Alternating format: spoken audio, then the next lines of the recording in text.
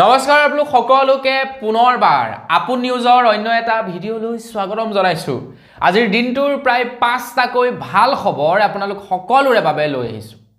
তো খবৰ কেইটা দিয়াৰ আগতে আপোনালোকে যদি মোৰ খবৰবিলাক চাই ভাল পায় তেনেহলে ইনষ্টাগ্ৰামতো যদি মোৰ খবৰবিলাক চাব বিচাৰে মোৰ ইনষ্টাগ্ৰাম আইডি হৈছে trikemind.real ফলো কৰি লব নতুবা ভিডিঅ'ৰ ডেসক্ৰিপচনত লিংক দিয়া থাকিব ইনষ্টাগ্ৰাম আইডিৰ ফলো কৰি লব তাতো মই মানে বৰ ভাল ভাল খবৰবিলাক আপোনালোকক জনাই থাকো ইনষ্টাগ্ৰামত বেছি দিন হোৱা নাই আপলোড কৰিবলৈ লোৱা প্ৰায় 10-15 দিন মান হৈছে গতিকে ইনষ্টাগ্ৰামতো আপোনালোকে মোক ফলো কৰি ল'ব তো বন্ধু বান্ধৱীসকল আপোনালোকৰ কাৰণেনো আজিৰ দিনটোৰ সেই ওলোৱা 5টা ভাল খবৰ কি মই আজি আপোনালোকক তাৰ ওপৰতে জনাম তো ভিডিঅ'টো প্ৰথমৰ পৰা শেষলৈকে চাই থাকিব মই শ্ৰী পাঞ্জাবী গগৈ আপোনালোকে চাই আছে আপোন নিউজ আহক আৰম্ভ কৰো আজিৰ ভিডিঅ' আগবাইছো প্ৰথমটো ভাল খবৰ ফালে প্ৰথমটো ভাল খবৰ ওলাইছে আমাৰ অসমৰ যিসকল নেকি চাহ বাগানৰ নিবনুৱা আছে তেওঁলোকৰ কাৰণে এটা ভাল খবৰ ওলাইছে অসমৰ মুখ্যমন্ত্ৰী ডক্টৰ হিমন্ত বিশ্ব শৰ্মাদেৱে ঘোষণা কৰিছে অসমৰ চাহ বাগানৰ যিসকল নিবনুৱা ল'ৰা ছোৱালী আছে যিসকলে নেকি তৃতীয় আৰু চতুৰ্থ বৰ্গৰ পৰীক্ষা দিছিলে তো তাৰে 3% চাহ বাগানৰ নিবনুৱাই চাকৰি লাভ কৰিব বুলি জনাইছে এতিয়া হয়তো চাগে 3% ৰিজাৰ্ভেশন আগবঢ়াইছে চাহ বাগানৰ নিবনুৱা ল'ৰা ছোৱালী বিলাকৰ কাৰণে হয়তো সেইটোৱে হ'ব ডাইৰেক্টলি ৰিজাৰ্ভেশন আগবঢ়াইছে বুলি কোৱা নাই কৈছে যে চাহ বাগানৰ নিবনুৱা ল'ৰা ছোৱালীয়ে তৃতীয় আৰু চতুৰ্থ বৰ্গৰ পৰীক্ষাত 3% চাকৰি লাভ কৰিব বুলি কৈছে এতিয়া হয়তো চাগে ৰিজাৰ্ভেশনে আগবঢ়াইছে গতিকে আপোনালোক যদি চাহ বাগানৰ কোনোবা আছে আপোনালোকৰ তো তেওঁলোকে যদি পৰীক্ষা দিছিলে তেওঁলোকৰ বাবে এইটো কিন্তু ভাল খবৰ গতিকে এবাৰ ভাল খবৰ দিছো লাইক এটা কৰি থৈ যাব আগবাইছো ইয়াৰ পাছৰটো ভাল খবৰ ফালে বৰ্তমান আমাৰ অসমত প্ৰায় 500 কোটি টকা ব্যয় সাপেক্ষে এক সেমি কণ্ডাক্টৰ প্ৰকল্প বঢ়ুৱা হৈছে জাগিৰোড সমষ্টিত প্ৰায় 500 কোটি টকা খৰচা কৰি টাটা গ্ৰুপ অফ কোম্পানীয়ে সেমি কণ্ডাক্টৰ প্ৰকল্প বহাইছে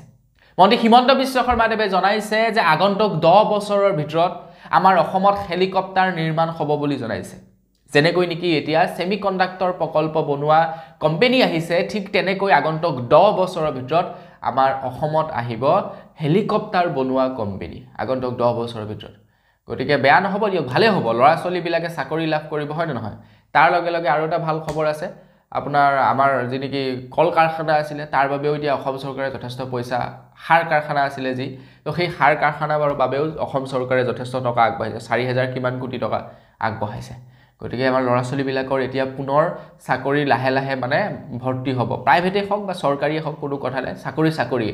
এটা সময় আহিব যেটো সময়ত প্ৰাইভেট চাকৰিৰ বাবেও চৰকাৰী চাকৰিৰ নিচিনা দৌৰিব লাগিব গতিকে এতিয়া যিবিলাক ল'ৰা ছোৱালীয়ে প্ৰাইভেট চাকৰি কৰি আছে তো তেওঁলোকে কৰি থাকক এটা সময়ত তেওঁলোকে ভাল পজিশন পাব আগবাইছো ইয়াৰ পাছৰটো ভাল খবৰ ফালে ইয়াৰ পাছৰ ভাল খবৰটো ওলাইছে ৰেচন কাৰ্ডৰ ওপৰত আজি হঠাতে কিবা চৰ্দি লাগি গ'ল ৰাতিপুৱা ভিডিঅ'টো ৰেকৰ্ড কৰি আছো ৰেকৰ্ডিং কৰাৰ আগলৈকে ঠিকই আছিল কিন্তু ৰেকৰ্ডিং কৰিব লোৱাৰ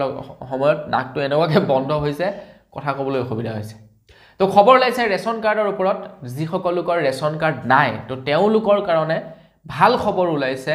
অসম চৰকাৰ ফালৰ পৰা 12 দিনৰ বিকাশ এক বিশেষ যাত্ৰা আৰম্ভ কৰিছে তো এই 12 দিনৰ বিকাশত হয়তো যিসকলকে নেকি ৰেচন কাৰ্ড আবেদন কৰিছিলে তেওঁলোকে ৰেচন কাৰ্ড লাভ কৰিব কিয়নো নলবাৰীত ইতিমধ্যে প্ৰায় 13000 লোকক ৰেচন কাৰ্ড বিতৰণ কৰা হৈছে নলবাৰীত টিহুত প্ৰায় 13000 লোকক ৰেচন কাৰ্ড বিতৰণ কৰিছে তো তাতে মানে আৰম্ভণি কৰি দিছে শুভাৰম্ভণি কৰিছে ৰেচন কাৰ্ডৰ গতিকে আপোনালোকে লাভ কৰিব যদিহে আবেদন কৰিছিলে যদি আবেদন নাই কৰা নাপায় আবেদন যদি কৰিছিলে তেন্তে লাভ কৰিব আৰু কেতিয়া আবেদন হৈ গ'ল কি নহল সকলোবিলাক মই মোৰ চেনেলতে জনাইছিলো যদি আপোনালোকে নাচালে তেন্তে হেতু আপোনালোকৰ বেড লাক চেনেলটো সাবস্ক্ৰাইব কৰি দিব প্ৰত্যেকটো ভিডিঅ'ই চাব প্ৰত্যেকটো ভিডিঅ'ই মানে বিৰাটে গুৰুত্বপূৰ্ণ থাকে আগবাইছো ইয়াৰ পাছৰটো ভাল খবৰ ফালে ইয়াৰ পাছৰ ভাল খবৰটো ওলাইছে লাখপতি বাইদেউ আঁচনিৰ ওপৰত আপুনি বাৰু লাখপতি বাইদেউ আঁচনিৰ বাবে আবেদন কৰিছিলে নে নাই কৰা কমেন্ট এটা কৰি জনাব মন্ত্ৰী হিমন্ত বিশ্ব শৰ্মাদেৱ লখিমপুৰলৈ আহিছিলে তো লখিমপুৰলৈ আহোতে মন্ত্ৰী হিমন্ত বিশ্ব শৰ্মাদেৱে কৈছে যে লাখপতি বাইদেউ আঁচনিৰ ইতিমধ্যে তালিকা প্ৰস্তুত হৈ আছে তো তালিকা যেতিয়া নেকি প্ৰস্তুত হৈ যাব প্ৰস্তুত হোৱাৰ পাছতেই 3 দিনীয়া এক বিশেষ প্ৰশিক্ষণ দিয়া হ'ব বুলি জনাইছে লাখপতি বাইদেউ আঁচনিখন কিহৰ বাবে আপোনালোকক বিজনেছ কৰিবৰ বাবেহে উলিওৱা হৈছে 10000 টকা কৰি যে দিব আপোনালোকক হেয়াটো মদ মাংস খাবলৈ দিয়া নাই হেয়া আপোনালোকক বিজনেছ কৰিবলৈ দিছে আপোনালোকক এটা নিৰ্দিষ্ট কাৰণ সুধিছে কি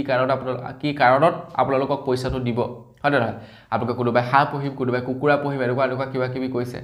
এটা কথাটো হৈ গ'ল কি মন্ত্ৰী হিমন্ত বিশ্ব শৰ্মাদেৱে কৈছে যে যোনে যি কৰিম বুলি কৈছিলে সেই বিভাগত তেওঁলোকক প্ৰথমে 3 দিনীয়া প্ৰশিক্ষণ দিব আৰু সেই 3 দিনীয়া প্ৰশিক্ষণৰ পাছতেই তেওঁলোকক 10,000 টকাটো ভৰাই দিব মানে আপোনালোকৰ যেতিয়া প্ৰশিক্ষণ হ'ব তেতিয়াহে আপোনালোকে পইচা পাব গতিকে আপোনালোকৰ টাইম আছে আগবাইছো একেবাৰে শেষৰটো ভাল খবৰ ফালে একেবাৰে শেষৰ ভাল খবৰটো ওলাইছে ৰেচন কাৰ্ডৰ লগত জড়িত তো এতিয়াৰে পৰা আপোনালোকে ইনকম সাৰ্টিফিকেট উলিয়াব নালাগে যদি আপোনালোকৰ বিপিএল কাৰ্ড আছে তেন্তে আপোনালোকে এতিয়াৰে পৰা কোনো ধৰণৰ ইনকম সাৰ্টিফিকেট উলিয়াব নালাগে লৰা ছোৱালীক এডমিশন দিবৰ কাৰণে অৰুণোদয় আবেদন কৰিবৰ কাৰণে বা অন্যান্য কামত বৰ্তমান সময়ত ইনকম সাৰ্টিফিকেটৰ প্ৰয়োজন হয় আৰু ইনকম সাৰ্টিফিকেটে কি প্ৰমাণ কৰে যে আপোনালোক দৰিদ্ৰ সীমা ৰেখাৰ তলৰ ব্যক্তি কিন্তু যদি আপোনালোকৰ বিপিএল কাৰ্ড থাকে তো আপোনালোকে ফ্ৰী চিকিৎসাৰ পৰা ধৰি একেবাৰে আপোনালোকৰ লৰা ছোৱালী ফ্ৰী এডমিশনলৈকে ৰেচন কাৰ্ডৰ জৰিয়তে হ'ব বুলি কৈছে ৰেচন কাৰ্ড থকা মানে দুখীয়া দৰিদ্ৰ শ্ৰেণীৰ মানুহ গতিকে তেনেকুৱা মানুহে ইনকম সাৰ্টিফিকেট উলিওৱাৰ প্ৰয়োজনীয়তা নাই বুলি জনাইছে মন্ত্ৰী হিমন্ত বিশ্ব শৰ্মাদেৱে কিন্তু মন্ত্ৰী হিমন্ত বিশ্ব শৰ্মাদেৱে কিছুমান কথা ঘোষণা কৰি দিয়ে কিন্তু তলৰ চামৰ মানুহবিলাকে সেইবিলাক নামানে আপোনালোকে বিদ্যালয়ত চাবচোন এডমিশন ল'বলৈ যাব ইনকম সাৰ্টিফিকেট বিচাৰিবই তেওঁলোকে ক'ব যে নাই নহ'ব ৰেচন কাৰ্ড দি নহ'ব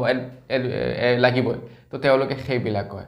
গতিকে এনেকুৱা নিৰ্দেশনা দিব লাগে যে নহয় যদি কোনোবাই খেলি মেলি কৰে তেওঁলোকৰ চাকৰি যাব তেতিয়াহে তেওঁলোকে যদি বাদে আৰু বাকি যি কি নহওক আজিৰ ভিডিঅ' দিবানে ডাকটো পুৰা বন্ধ হৈ গৈছে কাৰণ স্পীড ভিডিঅ'টো বনাইছোঁ তো পুনৰ এটা ভিডিঅ'ত সকলোকে লগ পোৱাৰ খাই দিলে বিদায় মাগিছোঁ ধন্যবাদ জয় অসম